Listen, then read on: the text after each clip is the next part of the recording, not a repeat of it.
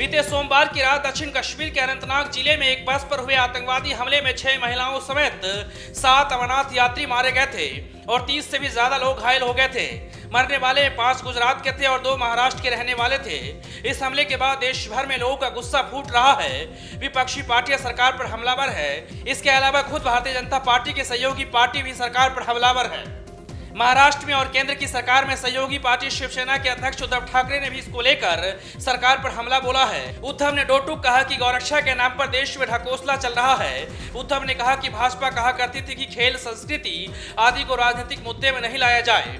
उन्हें सवाल पूछा है क्या धर्म और राजनीति अब एक साथ नहीं चल रही, कोई अब उस पर क्यों नहीं बोलता, या ये कहे कि अगर आतंकियों के पास असलाह ना होकर गौमांस होता तो कोई आतंकी जिंदा ना बचता।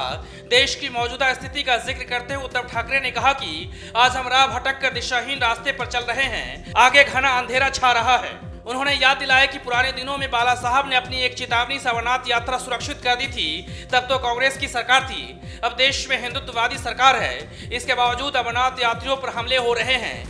उन्होंने कहा कि अब जबकि सभी देश आतंक के खिलाफ लड़ने में एकजुट हो ही चुके हैं, तो शायद अब अमेरिकी प्रेसिडेंट डोनाल्ड ट्रंप ही अमरनाथ यात्रा की सड़क पर बंदूक ताने दिखाई दे।